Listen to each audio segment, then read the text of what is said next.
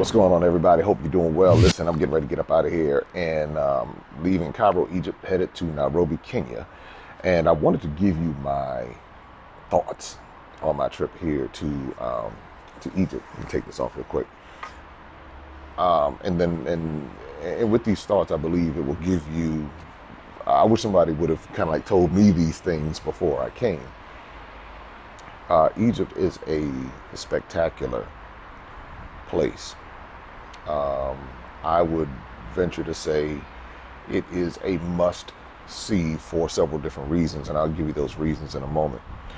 But being in this part of the world, what Egypt did was brought a complete, it's kind of like put all of the pieces of the puzzle together, because this is one of the few places that you'll find this type of ancient history that's still been preserved, and something that you can actually physically touch, see, smell, the whole deal. And the reason why that's important is because when, for many of us, we read books or we watch YouTube videos, or we get this content from some sort of lecturer or something like that. And one of the best ways for me to learn is to have the firsthand account of it, where I can see it and I can use my God-given brain to analyze things, and not just trusting what someone is telling me. And that is what Egypt has done. And I'll explain a little bit more about that in a second.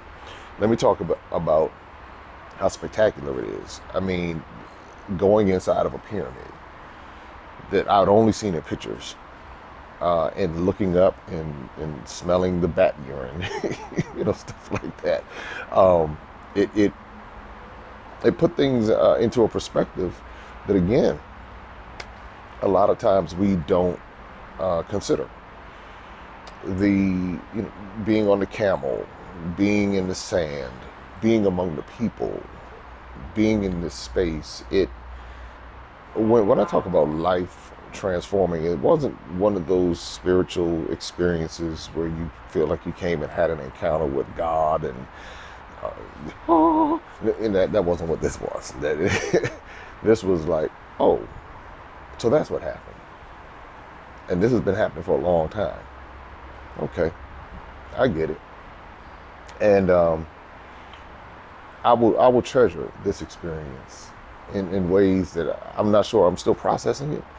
So as I put my videos together, Egypt will all come back into it, because Egypt took me before 500 years ago. It took me before 150 years ago. It took me way back, estimated 3,000 some odd years ago, when the ancient kingdoms were building the pyramids in those particular temples. With that said, had great food, was taken care of at every turn, had great conversations, met great people from here in Egypt, as well as those who were traveling. Met two young ladies from Spain who told me to keep living the dream. They were like, wow, they don't even know who I am, but they could just tell that I was in that space that many people would love to be in. So now, to get to the meat of some of this, here's part of the reality that I came to. That before you take a trip to Egypt, what you want to make sure that you do is have a level of knowledge of the history of Egypt, because you don't want to trust your information to only come from the tour guides, and from the tour guides, because many of them are Arab Egyptians. And so and nothing wrong with that. It's just saying that that's where they're coming from. But the story of Egypt is so much broader than Arab Egypt. And sometimes with that, certain pieces of it may get lost. Now, if you get a really good guide, then it's no problem. I had really good guides. And so you can even watch some of the videos that I had, the conversations that I had with them. They took great care of me. It was really a beautiful thing. But With that said, as I was learning from them, they were learning from me because of the questions that I was asking. And by and large, what I saw, the majority of the audience that they cater to is a European audience. I would have to say that it is probably a 98% of their audience is going to be European. So their questions are not going to be directed to, say, someone who's a part of the African diaspora who may come in and say, hey, what about the Nubians? Let's talk about Kemet, ancient Kemet, before the Arab invasions. They might not ask about the role of Rome and Greece and Catholicism, what they call Christianity, in the attempted elimination of ancient Egyptian culture, if you will. So if someone is coming, because I asked one of my guides, and again, and Ahmed was on point. I mean, when I say this, meaning he took it like a humble man. As I was asking him questions, he was like, you're a special case. He said, I've never had anyone ask these questions. He said, you're asking questions like the Egyptologists ask. He said, but he did say this. He said, these are the conversations that we have among ourselves because we wonder also. So as much as I was learning from him, because he really did have some good information, he was learning from me. And that's why I say it's important for you to come and have a knowledge. You won't have it all because you information, you gather it from different sources, and you were able to put it together and break it down like that. Another reason why I'm glad that I came on this particular type of tour versus going on a tour that was just talking about the Nubians and is because now I know what is being told, and I'm not just taking someone else's information and say, well, you know what they're doing, make sure this, that, and the other, and you know what they're doing. I experienced it, so now I know firsthand, okay, this is what's being told, so this is how we need to prepare. And this is anybody from any ethnicity, to be prepared to challenge some of the information or to question some of the information that's being shared. Because again, if it's large, I saw this happen in Ethiopia also, inside of the churches in Lalibela, when they had all of this fake white Jesus stuff running around. And the tour guide said, well, the only people who ask about this are African Americans. These flies here, they own some other stuff. Flies in America don't bother you. These flies here will land on you. And so so in Lalibela, he said that he said the Europeans never come in and ask about the white Jesus. Never. They never even think about it. But for whatever reason, he said the African Americans come in and ask. I said, well, yeah. I said, because I think we're to a point where some of us, not all of us, because some of us still are like stone in a peanut gallery. A lot of us are tired of the nonsense and the games and, what they created with the so-called African American, and I only use the term because I don't know what else. I'm not going to sit up here and make up another name for us. But y'all know who I'm talking about. Brown people who were descendants of those who were enslaved. And I know some of y'all are in denial about that, but anyway, I'll come to that in a second. But there are people who are just tired. They've lived long enough. They've read these bogus history books. They know that their mind has been toyed with. They can see the propaganda for what it is. And so now they're saying enough is enough, and I'm going to ask certain questions. So what I encourage anyone to do, because this is what I've seen, and this is what, if you are a person coming here without a knowledge of Egypt, you can come to Egypt and miss the whole story about Egypt. You can miss it because you'll go to these temples and be like, ooh, and you won't even know the context about what was happening. Seeing the different conquests and how those conquests impact us today. So what Egypt did was connected the dots when it came to West Africa and East Africa and what happened with these multiple slave trades. Now, I'm not saying that the people of Nubia and people are descendants and we're all somehow related, and maybe if you're far enough back, obviously, the human race. But I'm not trying to come from an identity perspective. I look at things from a contextual perspective, and what Egypt did was brought the context of the many stories around the world. And you begin to see something very interesting, a pattern with the same players doing the same thing over and over and over again historically. That is the part that jumped out to me to say, wow, this has been happening for a long time. And the reason why it is so important is because when I go back to the dungeons in Ghana and I go to the dungeons in Zanzibar, the same players are somehow in the mix. When I was riding through downtown Cairo, I said, this feels very European. I said, this doesn't feel, quote unquote, Egyptian. I said, this feels European. He said, well, you know, the French were here, the Germans were here, and the British were here. I was like, oh, I said, because the architecture is very European. So anytime that happens, anytime somebody colonizes, especially European colonization and Arab colonization, they look to erase what is known as the indigenous. And so when you have this erasure of the indigenous, then it turns into a situation where something gets lost. And that's what I saw. And that's what happens when you have tour guides who are only telling it from one side. I've had tour guides tell me in Ghana how if they have a particular audience, primarily European audience, what they won't do is talk about certain things that they would share with a so-called African American audience or diaspora audience. So what that tells me is that there are people who are still getting, I don't say misinformation, but they're not getting all of the information.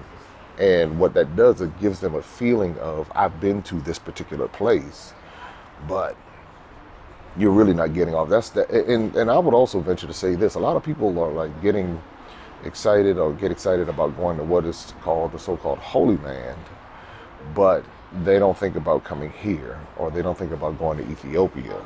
And all of these are tied together in historically through cultures and through just so many different things, you know. And you know, what I will say is this: is that if you're someone who's traveling and you're traveling, you want to learn, you do yourself a disservice if you don't come to Egypt with the right preparation. Again, and I say this to my folks back in the American diaspora, UK diaspora, French diaspora, wherever you are, just be careful. We're not coming here brown bodies, white minds, and we're just here for the ooh and ah of it all, and then we're missing what really happened. When you go through the different dynasties and you see the Romans and how they brought Catholicism, and then after that, the Romans were defeated, and the Greeks were defeated, and all of that was going on. And then here you have the Arabs come in and they bring in Islam. And so now you have this, you know, there's certain things that are happening along the way that are consistent. And then so now Egypt is largely Islamic, but that's not indigenous. That was imported and it was forced, just the way Catholicism and many parts of what we know as Christianity were forced upon people. That's real. That, I mean, if you claim to have the quote unquote Holy Spirit and the Holy Spirit does not reveal that truth to you, then you might need to go check in and make sure that you got the right spirit that you're talking about, because the truth of the matter is that is what happened. And so the reason why that is important is because so many of us don't know why we're doing what we're doing. We follow things because grandma and them told me, and this is in any culture. So I'm not talking about particular religion. I'm just saying in a culture, we go with whatever the people tell us. Whatever, if that's what we grow up under, that's all we know. They put us in schools to tell us this. They put us in systems to tell us this. And then when we start to question it, they begin to get upset. People have problems, and oh no, why are you questioning that? You changing up and going through all these different things. And the reality is that if you don't question things, then you can find yourself just going with the flow and just doing things for the sake of doing things. And it again, I'm going to do a trip to Egypt, and it's going to be an exclusive trip for a very limited amount of people, because I believe, you know, I could flip the script on this and just bring people and just let people get their rocks off just on being in Egypt. because it's easy. Egypt is an easy sell. It's like, go to Egypt, But I would be disingenuous if I did not bring people to see the beauty of it, but then to see the actual historical connections, going to like a real Nubian village, not the Nubian village where they're just peddling everything with Chinese, fake Chinese souvenirs, and it's just a money hustle. Not that particular Nubian village, but where there's a Nubian village where you can actually get in and see the people and how they flow and learn a bit more about their culture. But then still be among like the Arab Egyptians who were so cool and so gracious. I mean, I have no problem. I have no problem. I didn't experience the racism that everybody was telling me that me as a so-called African American was going to experience. And of course, when I posted that video, folks wanted to remind me that I was a tourist and that I was African American and I supposedly represented money and all things they didn't think I was aware of, which I'm very, very aware of. I'm very aware of the treatment of West African workers in many Muslim countries, in Kuwait and Oman and Qatar and Saudi Arabia, and the passport situation, and Filipino women and Ethiopian women. I'm very aware. I'm aware of the slave trade that's happening out of Libya and how West African men are going into these Arab countries and they're being sold on the block for $400 or whatever the price might be. I'm fully aware of that. But the other point that I made that was very, very clear is that I still have enough sense and enough maturity to be able to take it case by case, because just because a nation may have a culture like that or a system may be functioning a particular way, that doesn't mean that every individual is operating like that. If that were the case, then I could not function in America. If I looked at it and dealt with every person who had a different ethnicity and treated them as though they were treating me as whatever, from a racist perspective, then I couldn't even function in the world. And I guess a lot of people don't function in the world. So the point is that when you come and have these experiences with the right mindset, you can have a great time, but then you can walk away filled. So filled with fun and leisure and all of that, but then also filled with knowledge. Then when you go back, that you show up differently. And when you can show up differently, you won't be whining and crying about the same old stuff, because you're like, oh, okay, this has been happening for a long time. So now, how do I need to position myself? How do I need to position my family? How do I need to educate those around me? Versus just whining and crying about not being treated fairly, understanding that these systems have not been fair systems for ages. And so how do you navigate within that? That's when you begin to move to another level. But so as I get ready to wrap this up, I really had a great time here in Egypt. I firmly believe anyone who's a part of the African diaspora should come here. Now be careful of coming here and just being on information overload. That's the other part, because there's a lot of fun here too. So be careful of that, because folks be coming here just like on the little notepad, it's right, and then they miss out on the other stuff. Enjoy the splendor of the pyramids. Enjoy the splendor of the temples. Enjoy the camel ride. Enjoy riding on the ATV. Enjoy the food. I love the food so much. Enjoy all of that, but don't come here. And this is just an encouragement to not come here and be blind. Don't take off the blinders for a second and say, hey, what really happened here? If you do that, I'm telling you will have I walk away from here. I think this trip I walk away the most full from, just because a combination, every emotion, everything was. I mean, they had me running. But it's like it was, it connected the dots, and I don't. In leaving here, I don't have an identity crisis going on. Some people, I was going to talk about this. What this trip did has helped me to understand even more why so many people, in particular in America, so many so-called African Americans or whatever, have this identity issue to the point where they're arguing now. They have us so confused that It's like we want to be anything but from Africa. And this is the conclusion I've come to. And anybody with a brain should be able to get this. But I'm seeing people don't. When it comes to ethnicity, when somebody tries to come up to me and tell me that I am whatever, if they say, okay, look, you're African, or you're Indigenous American, or you're an alien, that's gonna be next. I'm very comfortable with the knowledge of the fact that my genetics are a melting pot. I'm getting ready to go to Kenya now. I have Kenyan DNA. I have European DNA. I have African DNA. I have Indigenous American DNA. So for me, I'm a melting pot of all of it. I can claim all of it. I don't have to reject one part of it to be comfortable with another part of it. And so that's why when people try to come and tell me I was here and I was this, well, yeah, part of me was here. I'm a descendant of, and this is the reality, and this is what a lot of people don't like to hear. I'm a descendant of kings, queens. I'm a descendant of slave raiders. I'm a descendant of the enslaved. I'm a descendant of the Union Army. I'm a descendant of the Confederate Army. I have French blood flowing through my veins. I have Spanish blood flowing through my veins. I have Portuguese blood flowing through my veins.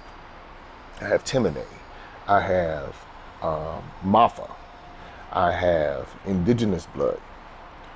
So that's just the reality of who I am.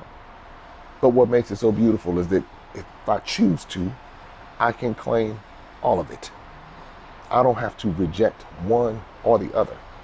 But what I won't do is deny what I know as far as my African roots. Because that's the thing that what you see over and over and over again with this story is where someone has come in to try to erase that. And the brilliance on every level comes from those African roots in West Africa. The brilliance that comes from those people in West Africa. You come here now, my DNA does not show up in the Egyptian region at all. I know there were migrations. I know the Ashanti tribe. If you go to their tour, they will inform you that they migrated from Mesopotamia. And so many ethnic groups that are in West Africa came from this region. So I get that. So I'm not disputing that at all. But what really stands out to me is how people will try to tell you who you are. And I go back to, where did that come from? Where did this confusion come from? Where did all of this come from?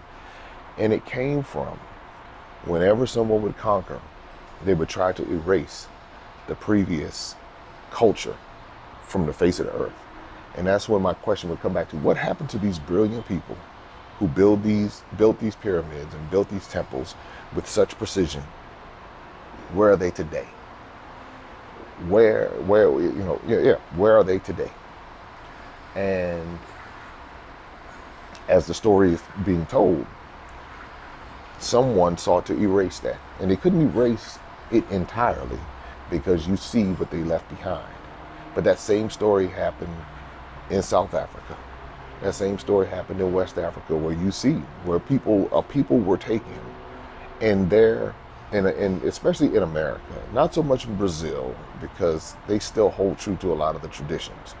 But what happened in America is something of a level of terrorism that is disgusting. I mean, the words I want to use would not be professional for this setting. But the complete erasure of the people's identity is what happened in America. And you see remnants of it in different parts of America. But when you have these brown bodies walking around with these white minds, believing that they are superior, and I talk about all the time how you have these brown people who are really white supremacists, because what they promote is white institutions and white culture and white systems and white features, and this is what they do while still crying foul about the white system. And so as a part of decolonizing my mind, I had to say, how do I think like a white supremacist? Why do I put Harvard on a pedestal, but then look down at a Payne College or something like that? What is in me that says, oh, he's going to Harvard, oh, he must really be smart. Oh, you going to Payne College, oh, you going to community college, oh, maybe you're not as, maybe. What makes me put that? Because I was programmed to think that way. What makes me do those things? And I'm just saying me in general. Anyway, just to wrap this up, I could go on and on and on. Here are just a few notes. Bottom line, make sure that when you come to visit Egypt, which is an amazing place, that you have a level of knowledge about the history so you don't get whitewashed or Arab washed or whatever with that side. Learn about the other aspects of it, and it will make it a very, very informative adventure. And Darren and Destiny are going to have an adventure about this, but it won't be, hey, we saw the pyramids. Hey, we saw the Sphinx. Like, hey, we saw the pyramids. And guess who built the pyramids? And let's understand a little bit of the story and the history behind it. We're going to take a little bit deeper. So I think if there's one thing I walk away with, Darren and Destiny are going to have a more comprehensive understanding of what happened in Egypt. Enjoy it and stay tuned for when we're going to offer our maximum impact travel tour to Egypt. You will enjoy it. I will tell you that much. You will walk away from here full, inspired, and it won't be anything like particularly spooky. It'll just be like, whoa, we really had a good time in Egypt, and and you'll be able to go back and share with your family and friends so many pictures, so many different things. You'll be able to touch what you've seen for many years. So that's the deal. Next up will be Kenya. Oh, I have a lot of content coming from Egypt. So it just takes time to turn this stuff around. I still have content coming from Nigeria. Okay, so we're putting it all together in a nice, it'll be a documentary similar to what I did with the Ghana Chronicles, but we're going to recap the past 3 years of my life. So I'll be working on all of that during the month of December. Tours coming up. If you want to go to Ghana in December, January, February, March, we have a lot coming up. And so Kenya will wrap up my time on the continent for 2021. It has been just a transformative experience. That's all I can say. Transformative on levels that I'm still trying to figure it out. But, I'll share it with you. Be sure to subscribe, like, share. So much content on the way. Shout out to everybody on the continent who's been showing so much love. All the wonderful people I've been able to interview. I don't take that lightly. I thank you for allowing me to share your stories and to learn more about your culture. Is that rain? I'm feeling rain. What? Rain in Egypt? What's going on? It never rains in Cairo, Egypt. It's what they tell me. It never rains in Cairo, Egypt. I just messed all of that up. Sorry, totally. But it is literally raining right now. Just little sprinkles, some clouds up above. All right, y'all. Talk to you soon. Open up your eyes and see all the fun and mystery. Take an African adventure with Darren and Destiny. From the mountains to the shore, so many things to explore. Take an African adventure with Darren and Destiny. The Adventures of Darren and Destiny. And Darren and Destiny are twin brother and sister, and you go on their adventures throughout the African diaspora, meaning so African diaspora destinations, primarily focused in Africa, but we go to South America, we're going to go to the Caribbean. Their first book is going to take you to Ghana, and then we're going to go on a safari, and from there we're going to go to Ethiopia, and then we go to Salvador, Brazil. And what the goal is to be able to inspire curiosity in the continent of Africa, in our children from a very young age, and to really tell a more accurate story. Most of our children are exposed to negative images, late night infomercials about how bad things are, everybody's sick, everybody's poor, everyone's uneducated, but that's simply not true. So what Darren and Destiny and their family do is they go to different African destinations. They are learning about these different places. You're beginning to see positive images, but still telling the truth. I mean, that's the important thing, to tell the truth about some of the things that have occurred. But it's all done on our children's level so they begin to understand it.